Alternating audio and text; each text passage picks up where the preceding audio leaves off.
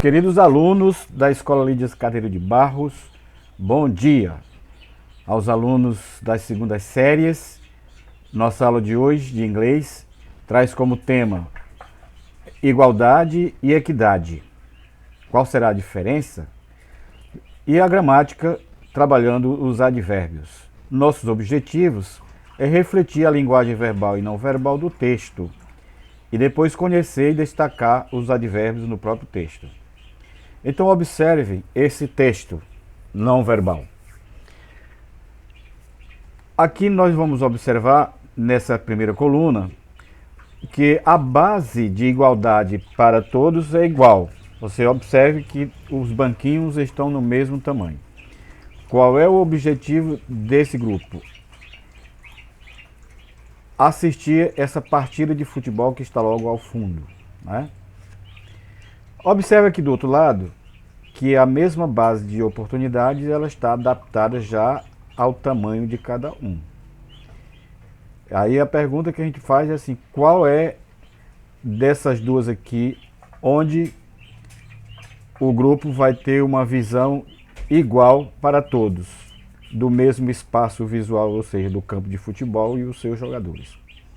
Já observa que aqui está todo mundo igualzinho, tendo a mesma visão do campo. Já aqui vocês vão observar que alguém está em prejuízo e alguém está levando vantagem, certo? Isso é uma questão que reflete a nossa realidade e também reflete inclusive a realidade da maioria das nossas escolas. Como é que esse ensino ocorre para todos nessa desigualdade, nesse processo de aprendizagem que alguns de nós vivemos. Então, vejam aí essas diferenças e observe aqui o quadro nesse slide. Você já percebeu a diferença entre igualdade e equidade? Esse desenho ele apresenta com muita clareza esse conceito sobre igualdade e equidade. Olhe a imagem e pense, o que é melhor para todos, igualdade ou a equidade? E o que nós precisamos hoje, como sociedade, oferecer melhores oportunidades para nossos membros, para o nosso povo. Observe também que os advérbios são palavras que modificam o verbo, o adjetivo e o próprio advérbio. Observe também que, de acordo com o sentido da frase, esses advérbios eles vão ter várias denominações. Por exemplo, ele pode ser um advérbio de tempo, um advérbio de lugar, de afirmação, advérbio de negação, pode ser um advérbio de ordem, dúvida, intensidade, frequência e interrogativos. Sobre os interrogativos, vejamos. Advérbios interrogativos são utilizados em geral para perguntas e geralmente eles aparecem no início da frase. Aí nós temos aí o how, para dizer como, o when, quando, o where, onde, e o way, por quê. O como poderia ser para dizer como é que as coisas ocorrem. O when pode estar se referindo aqui a tempo, né, quando. E o where para dizer onde, lugar, pode ser onde que a pessoa mora.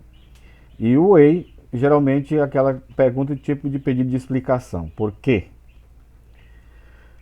Nesse outro slide, nós vamos observar que os adjetivos, eles sofrem alterações e se transformam em advérbio.